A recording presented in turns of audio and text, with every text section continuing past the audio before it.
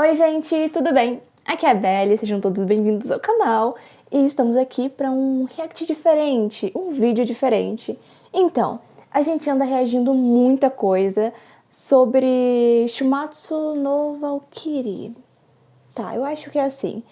E me recomendaram assistir A Rainha dos Deuses, do Mateuso. Tá, depois eu vou pesquisar como se pronuncia o nome dele, mas os vídeos dele são muito bons. Eu acho que eu assisti alguma coisa de Kimetsu, alguma coisa bem... o último, eu acho, de Kimetsu, e eu ri muito. Então, vocês pediram pra mim trazer e eu falei, por que não, né? Eu gosto, então vamos reagir juntos. Eu acho que foi ele que fez Kimetsu, não... Tá bom, talvez seja, não sei. Então, eu trouxe aqui pra vocês, a pedido de vocês. Sem mais delongas, vamos pro react. Lembrando que aqui embaixo, no primeiro link, vai estar o vídeo original. Eu já tô toda bugada, eu acabei de sair de um react de One Piece, então é totalmente aceitável que eu esteja bugando mais do que... Vamos logo pro react. Então, gente... Deuses gregos, deuses nórdicos e os 2 bilhões de deuses hindus. Esses foram os ingredientes escolhidos para criar um mangá de crossover entre mitologias perfeito. Porém, acidentalmente, o autor acrescentou um elemento extra na mistura. O elemento porrada. É o melhor que tem. E assim nasceu Shumatsu no Valkyrie. Eu confesso que esperava algo mais chato e sem sentido, mas na verdade é um mangá muito foda. E sem sentido. Depois que eu falei do meu fascínio por mitologia lá na série do Deus no Ensino Médio, muita gente sugeriu esse mangá pra mim. E após tirar minhas férias indeterminadas dos mangás coreanos, decidi dar uma chance pra essa obra. Bem, a nossa história começa em algum lugar da Baixa da Jurubeba dos Cosmos, onde após mais de 7 milhões de anos a humanidade finalmente está prestes a chegar ao seu fim. E foi por causa de algum meteoro? Apocalipse? Vírus? Não, na verdade são os deuses que estão querendo acabar com a humanidade. Os deuses estão ali reunidos em um lugar que se chama o Conselho do Valhalla, e a partir daí somos apresentados a verdadeira loucura mitológica que é a mitologia desse mangá aí. Todos os deuses de todas as mitologias e até mesmo de religiões estão ali juntos e misturados. E confesso que ainda não entendi quem veio primeiro e quem criou quem. E o presidente do Conselho do Valhalla é ninguém menos que Zeus, conhecido também pelos fãs de mitologia como... Eu sou raparigueiro mesmo. Bem, os deuses ali se reúnem a cada 1000 anos para discutir sobre o destino da humanidade, e após 7 milhões de anos os deuses mostram ali uma revolta colossal com a humanidade e decidem que a melhor solução para ela é ser aniquilada. Agora, o porquê dessa revolta eu simplesmente não vejo motivo. O que caralho a gente tem feito para causar tanto desgosto para eles? Se vocês têm alguma ideia aí, deixa aí nos comentários, porque eu mesmo não faço a mínima ideia. Porém, antes que Zeus decretasse o fim da humanidade, uma voz surge daquele imenso coliseu de deuses. É a voz de Brunhilda, a irmã mais velha das 13 Valquírias, que está ali acompanhada da sua irmã mais nova, a Valquíria Mirim-Gerri. Brunhilda é uma Valquíria e aparentemente elas, desde o seu nascimento, elas têm uma ligação ali muito mais profunda com os humanos do que com os deuses. E por esse motivo a Valquíria mais velha está ali disposta a todo custo a evitar o completo extermínio da nossa raça. É então que a Hilda sugere aos deuses que, em vez de simplesmente pisar na gente e pronto, que não fosse uma barata, em vez disso, porque eles não testam a gente, ela então sugere uma lei criada por aquele mesmo conselho, a lei do Ragnarok. Um torneio ali entre 13 deuses e 13 humanos, no famoso estilo X1. Só tem um pequeno problema, chamado humanos versus deuses. É nítido que a surra é inevitável, tanto que os deuses começam a rir quando a Hilda faz essa proposta aí. Só que aí a Valquíria solta: ah, então entendi, então vocês vão evitar um confronto contra a humanidade, né? Beleza, de boa. É que isso lá na Terra dos Humanos tem nome: Piripinique. Não sei o que é isso. E esse era o plano da Valquíria, né? De tipo, ferir esse ego e esse orgulho frágil dos deuses.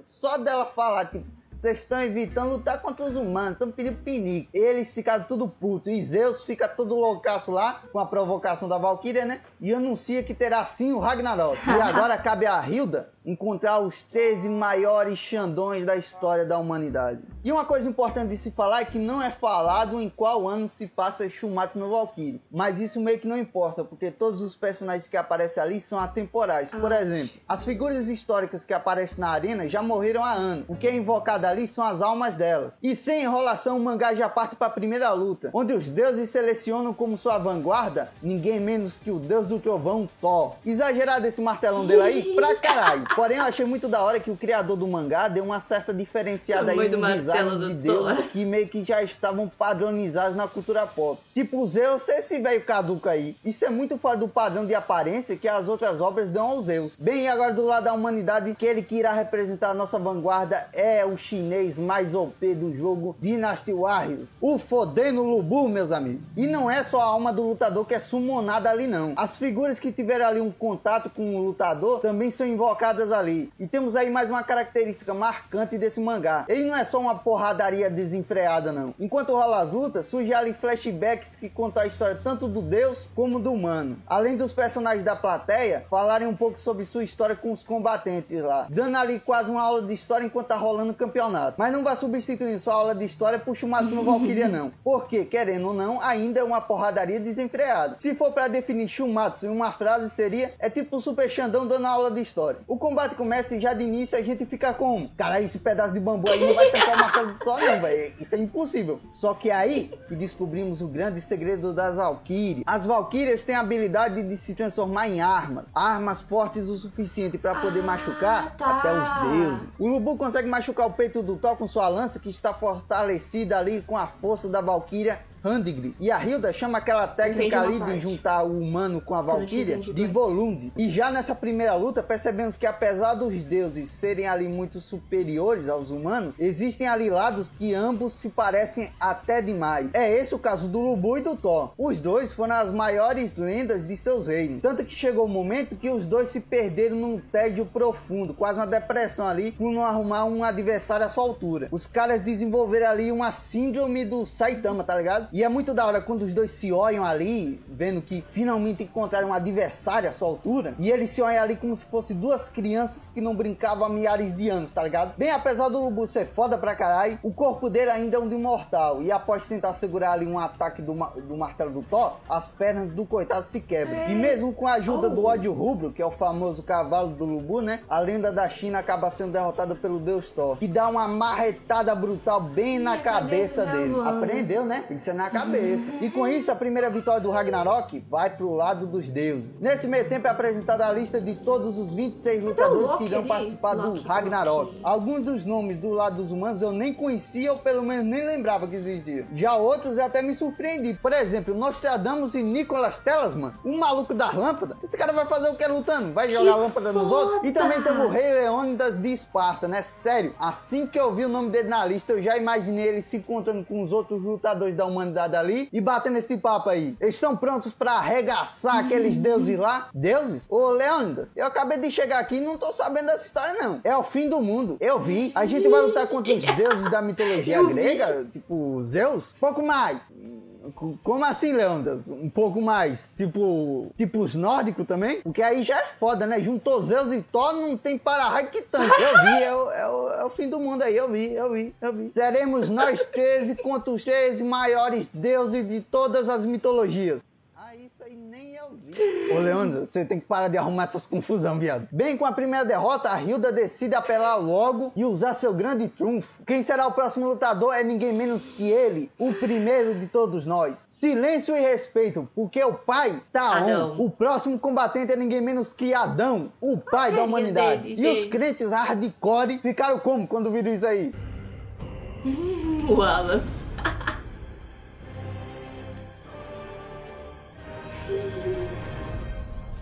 Eles meteram! E quem era pra enfrentar o Adão era o deus da destruição da Índia, o Shiva. Só que aí Zeus veio no maior estilo senhor da terceira idade na fila do supermercado e falou pro Shiva lá: é minha vez, sua vez o cara, é minha vez, mas é a minha. vez. E quando a Hilda vê que o Zeus furou a fila, o grande boss do campeonato veio de segunda. E aí ela fica lá com aquela cara de putaço, porque o desprezo que os deuses têm pelos humanos, a Hilda tem pelos deuses. E eu confesso que gostei pra caralho do Adão. Ele é um personagem muito foda-se. Zeus faz lá as perguntas lá, tipo, meu jovem, você não tem que pegar uma arminha de Valkyria, não? Sabe, aquelas quenguinhas do Odin, sabe? Tá pensando no quê, caralho? Será que eu vou receber a parcela de R$300? O povo tá falando que nem todo mundo vai receber esse mês. Bem, o Adão se junta com a Valkyria Regina e ele ganha ali com uma arma divina um soco inglês. Oh, você tem um bom gosto. Valeu. Mas e você, cadê sua arma?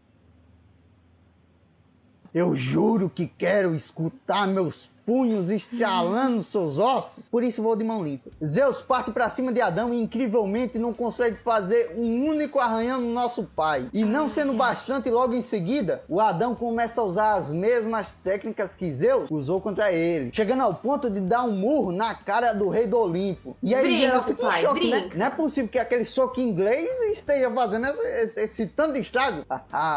Menina GI esqueceu como Adão foi criado? A imagem e semelhança de Deus? Por esse motivo, Adão consegue copiar qualquer técnica que os deuses tentem fazer. Nossa, que habilidade boa. Bom, cara, essa habilidade é pica demais, velho. Com ela, ele vai conseguir pegar essa arrogância e orgulho desse velho caduco da porra e vai enfiar bem na bunda dele. Nossa.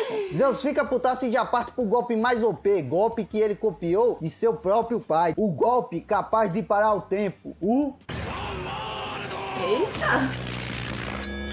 O que achou do meu golpe poder... Nosso golpe. Sim, meus amigos, o pai conseguiu copiar até mesmo a técnica do Cronos, mano. Sério, essa técnica do Adão de copiar os deuses já tornava ele hack mesmo sem ele precisar. Eu acho que ele nem precisava dos poderes das Valkyrias. E a Hilda fica como? Quando vê os Zeus caído no chão com o pescoço virado pra trás.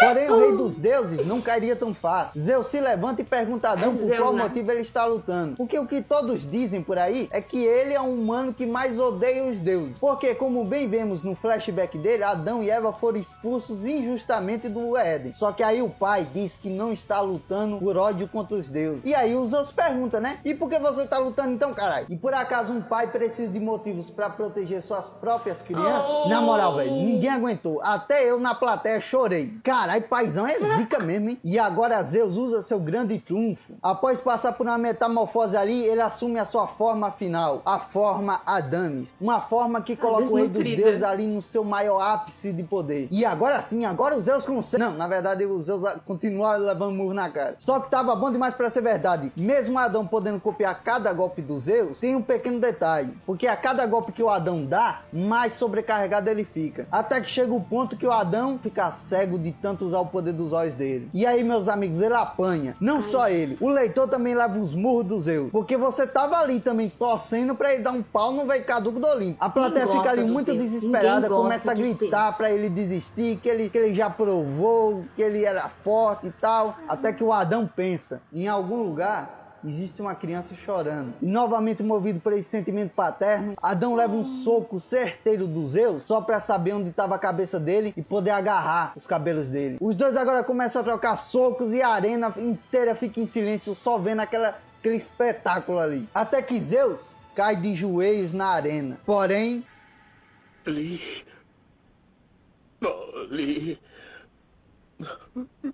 O que foi que eu fiz? Não faz essa brincadeira não. Olhe só pra você. Nem está consciente e continua empenhado em mostrar ao mundo o que pode fazer. E com a morte de Adão, a humanidade tem sua segunda derrota. Porém, acho importante falar aqui uma parada. Depois dessa luta, eu meio que vislumbrei um possível final de Shumatsu no Valkyrie. E quero compartilhar essa ideia aqui com vocês. Bem na Batalha do Lubu, a gente teve ali um respeito do Thor com o guerreiro chinês. Mas nessa luta do Adão contra os Zeus, até os deuses bateram palma pra ele, mano. Então eu pensei assim, no final de Shumatsu no Valkyrie, a humanidade irá ser derrotada. Porém, após várias batalhas, os deuses irão ali ter um respeito pelos humanos. humanos, vão ficar não. impressionados com a capacidade Eu quero deles que de a lutar humanidade contra os meta o deuses. E cacete nos devido a deuses. esse respeito que os humanos vão ganhar dos deuses, eles vão cancelar a destruição da raça humana com o argumento de: carai, velho, olha que humanos incríveis nós vimos lutar nesse torneio. Que tal a gente deixar a humanidade viva por mais uns 1000 anos pra ver que ser humaninhos ainda podem nascer? Tipo, os deuses deixarem os humanos vivos só para nascerem novos lutadores, tá ligado? Sei lá, pelo menos eu teorizo que eles vão deixar os humanos vivos pra no futuro distante eles tirarem outro X1 com as futuras gerações. E aí, o que vocês acham dessa teoria? Com mais uma baixa, tanto a Pode Hilda ser. como suas Mas eu irmãs ainda ficam quero que ainda eles mais vão porrada. nervosas. E tudo fica ainda mais caótico quando ela descobre que o próximo lutador do lado dos deuses é ninguém menos que o deus dos mares, Poseidon. Os deuses parecem estar Poseidon. querendo ali esmagar a humanidade já com seus mas combatentes minha cabeça, mais Poseidon não é fortes assim, não. logo de primeira. E aí a Hilda fica Eu lá, venho. cara, quem eu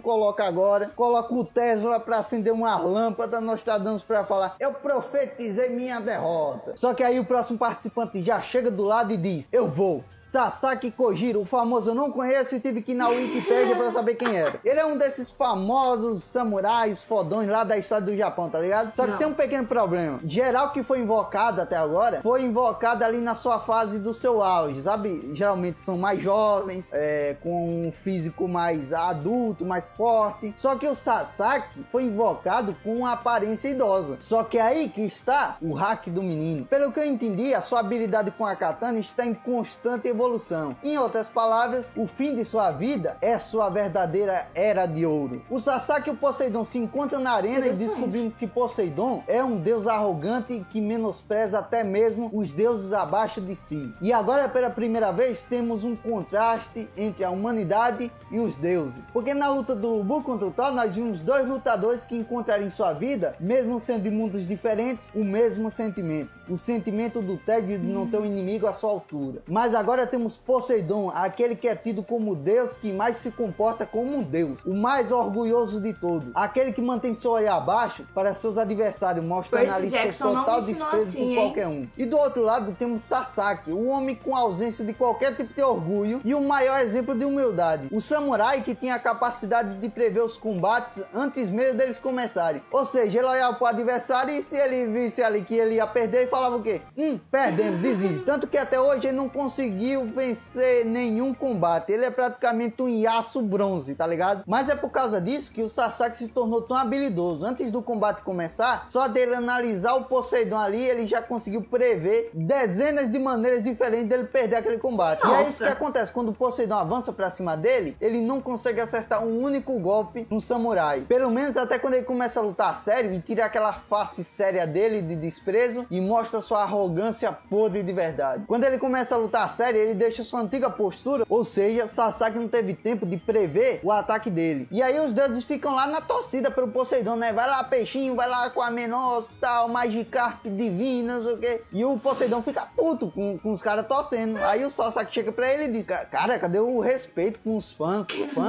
Ah, se liga, velho. Fã é coisa de imperfeito. Deuses não precisam disso. Pois é, né, filho da puta? Agora ele fala que não precisa de fã. Mas quando o rei Minos não sacrificou a porra de um boi pra ele, o filho da puta ficou todo estressadinho e fez a mulher do rei parir o Minotauro. Não precisa de fã, né? Não precisa. E quando ele mostra esse desprezo pelos outros deuses, o Sasaki chega pra ele e fala: que existência mais triste é a de um deus. Meus amigos, Poseidon fica putaço quando vê que o humano tá sentindo pena dele. Ele vai pra cima do Sasaki e quebra a espada do cara. E aí bate aquele desespero, né? Caralho, quebrou a espada com o poder da Valkyrie, e agora o que é que vai acontecer? E é nesse momento que o Sasaki vai até a lâmina quebrada e fala pro Poseidon: você já se perdeu em si e se encontrou treinando até o nascer do sol? Você já chorou lágrimas de gratidão por aqueles que te fizeram ser forte? Você já sentiu o amor vindo de seu oponente em uma luta até a morte? Claro que não, né? Você nunca sentiu isso. Porque você é um playboyzinho do Olimpo. Nasceu e já foi comido pelo pai. Se não fosse Zeus indo lá fazer o Cronos vomitar você, tu ia estar lá até hoje sendo a porra do Poseidon. O Nasceu deus e dos foi comido sucos pelo gastos. pai. Não tem como eu perder pra um arrombado com você. E aí a espada quebrada do Sasaki se transforma em 2 katanas, que simboliza ali bem a Valkyria que se tornou a companheira dele, que é a Valkyria com dupla personalidade, Rist. Dessa vez Sasaki consegue ferir bastante o Poseidon, tanto que o bicho fica puto e já manda a sua técnica mais poderosa, o dilúvio de 40 dias. Mas quando Sasaki está quase perdendo, todos aqueles que ele lutou ao longo dos anos vêm e empurram ele pelas costas no maior estilo abertura do Naruto Shippuden. E aí o bicho vai lá, esquivando de tudo, até que chega perto do Poseidon. Sério, meu coração nunca ficou tão acelerado lendo o mangá como eu fiquei com esse. Quando o Sasaki chegou perto do Poseidon